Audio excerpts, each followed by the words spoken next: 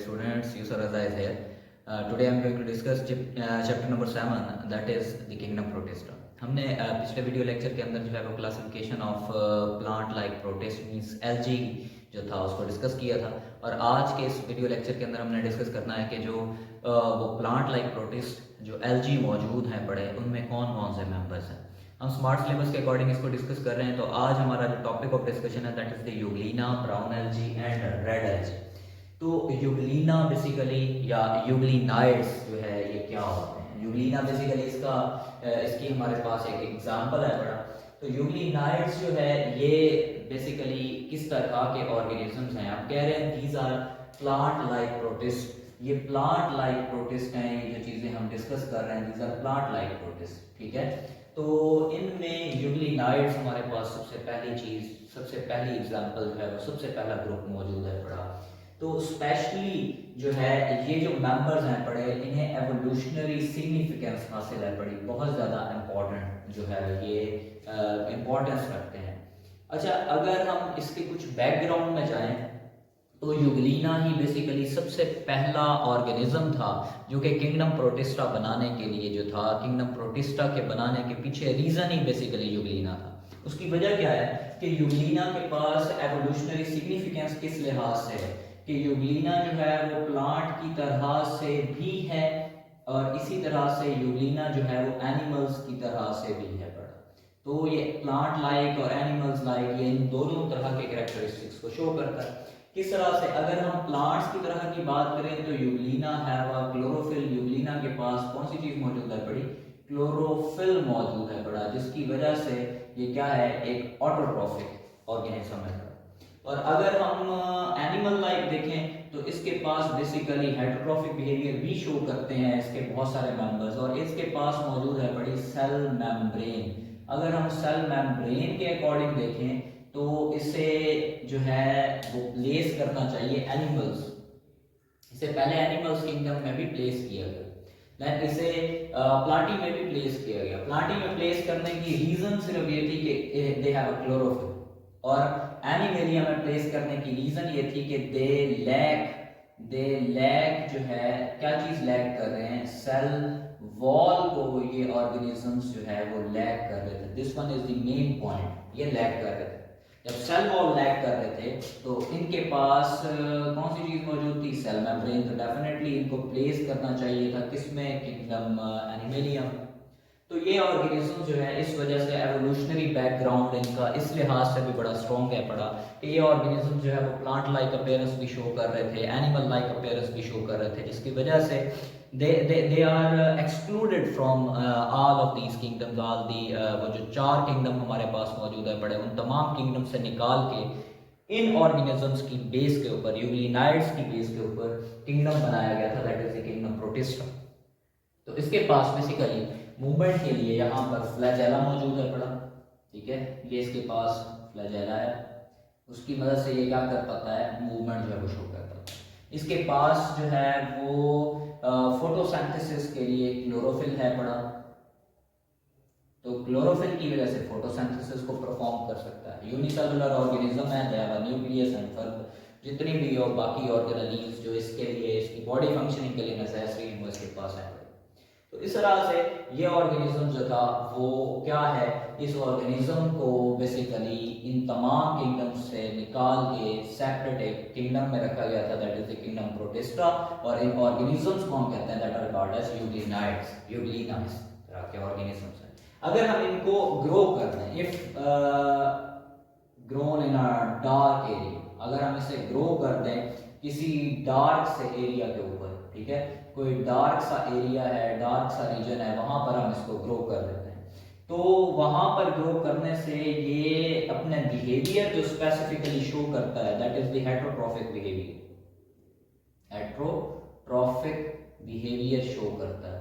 Means अगर हम इसे डार्क एरिया में ग्रो करा या डार्क एरिया में ग्रो कर रहा हूं तो ये हेटेरोट्रॉफिक बिहेवियर शो करता है। It can not prepare their food, अपने फूड को जो है वो खुद प्रिपेयर नहीं कर सकता, बल्कि क्या कर रहा होता है, ये मुख्तलिफ किस्म का जो ऑर्गेनिक मैटर मौजूद है पड़ा, उस ऑर्गेनिक मैटर को ये क्या करता है, डाइजेस्ट करता है, ठीक है, उसको ये क्या करता है, यूटिलाइज करता है। इस तरह से हम ये देखते हैं कि ये हेटेरोट्रॉफिक बिहेवियर भी शो कर रहा है जो एनिमल लाइक हुआ।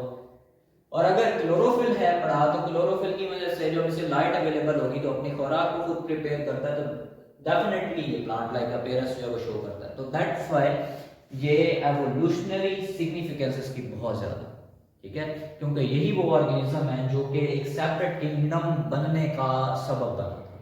That is the. उसके बाद हम डिस्कस करते हैं that is the brown algae. Brown algae के बारे में बात की जाए तो ब्राउन एल्गी को ये कहा जाता है कि these are giants of kingdom Protista. Kingdom Protista के ये लार्जेस्ट ऑर्गेनिजम्स हैं। किंगडम प्रोटिस्टा में पाए जाने वाले ये लार्जेस्ट ऑर्गेनिजम्स हैं और मल्टी सेलुलर ऑर्गेनिजम्स हैं बेसिकली ये। और ये चीज बड़ी इंपॉर्टेंट है कि ये फ्यू सेंटीमीटर से इनकी लेंथ शुरू होती है और अप्रोक्सीमेटली 75 मीटर तक चली जाती है, ठीक है। और इसके लार्जेस्ट जो है वो ब्राउन एल्गी में इसकी हमारे पास एग्जांपल है पड़ा कैल्प्स, ठीक है। ये जो कैल्प्स हैं ये ब्राउन एल्गी की बेसिकली एग्जांपल है। बहुत ज्यादा जो है ये मैरीन इन्वायरमेंट के अंदर बहुत ज्यादा पाए जाते हैं, तो वहां पर इसकी एग्जांपल देखी गई है, वो जो कि लार्जेस्ट एग्जांपल थी हमारे पास that are the kelps. Leaf like इनके पास बेसिकली लीफ लाइक जो स्ट्रक्चर मौजूद होता है इनकी बॉडी के पास, उसे हम नाम देते हैं that is called as a blade, उसे हम ब्लेड का नाम देते हैं।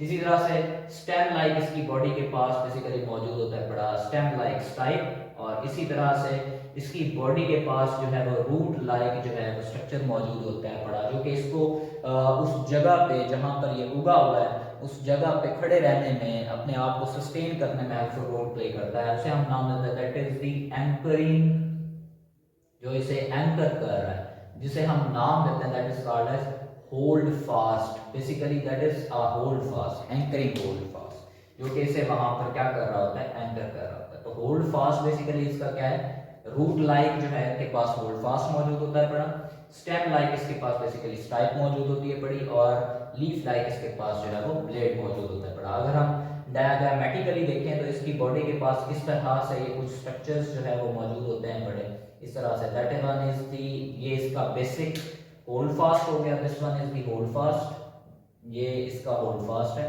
इसी तरह से ये वाला जो स्ट्रक्चर है दैट इज अ स्टाइप, ये इसका स्टाइप है बड़ा, और इसके ऊपर इस तरह से ये ब्लेड लाइक इस तरह से स्ट्रक्चर जो है वो अराइज होते हैं, that is called as the blade. ये लीफ लाइक इनके पास यूं ब्लेड जो है होता है, ठीक है। तो इस तरह के ये स्ट्रक्चर जो है इसकी बॉडी बहुत ज्यादा लेंथी 75 सेंटीमीटर अप्रोक्सीमेटली जो है इसकी लेंथ मौजूद है बड़ी। तो मैरीन इन्वायरमेंट के अंदर जो है इसको देखा गया है, मैरीन वाटर के अंदर ये मौजूद है बड़ा, और स्पेशली इंटरटाइडल जो जोन्स हैं उनके पास इनकी जो ये ऑर्गेनिजम्स हैं कैल्प्स वगैरह जो है इनको, इन ऑर्गेनिजम्स को देखा गया, एग्जांपल्स को जो है ऑब्जर्व किया गया। तो इंटरटाइडल जोन जहाँ पर वो एरिया है, जैसे कोस्टल एरियाज होते हैं समंदर के पास, वो वाली जगह जहाँ पर वो टाइड्स जो है वो आ रही होती हैं, तो उन एरियाज उन रीजन्स के पास जो है ये ब्राउन एल्गी को देखा गया। इसी तरह नेक्स्ट जो हमारे पास प्लांट लाइक प्रोटिस्ट के अंदर थर्ड जो मेंबर है that is the red algae, that is also called as Rhodophyta. हमने पिछले कुछ लेक्चर के अंदर जो है इनके साइंटिफिक नेम भी देखे थे, लाइक रेड एल्गी को रोडोफाइटा कहते हैं। तो इसके पास जो है बेसिकली मौजूद है बड़ा मल्टी सेलुलर बॉडी है, ठीक है।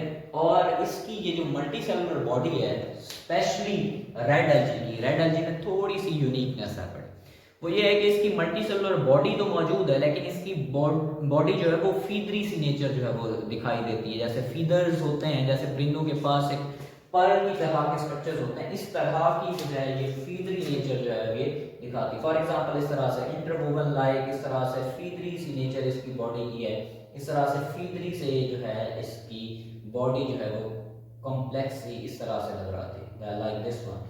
ये फीदरी सी नेचर जो है हमें दिखाते हैं। तो ये इनकी फीदरी सी बॉडी है, सबसे पहली चीज कॉम्प्लेक्स है बड़ी और इंटरवोवन है, इस तरह से जिस तरह वो कोई चीज बुनी हुई होती है, ठीक है। इंटरवोवन मींस की क्रिस क्रॉस, इस तरह से फॉर एग्जांपल ये लाइंस जा रही हैं ये इस तरह से, तो ये इंटरवोवन जो है इसके पास यूं फिलामेंट्स मौजूद होते हैं बड़े, लाइक दिस, इस तरह के, जैसे एक परिंदे के पास उसके पर से लगे हुए होते हैं, वो फीदरी से होते हैं जिन्हें हम फीदर्स कहते हैं, सॉरी। तो वो उसकी तरह की बेसिकली इनकी बॉडी जो है वो हमें दिखाई देती है।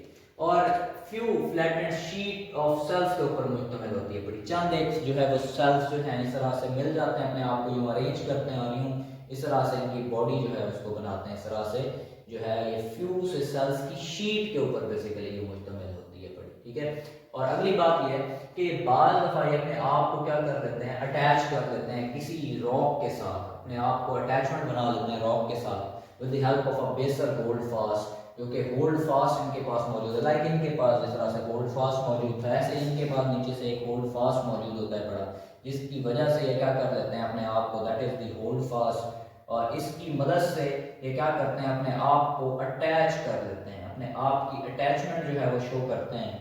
किसके साथ, किसी रॉक के साथ अटैच हो सकते हैं या किसी भी सरफेस के साथ अपने आप को अटैच करवा सकते हैं।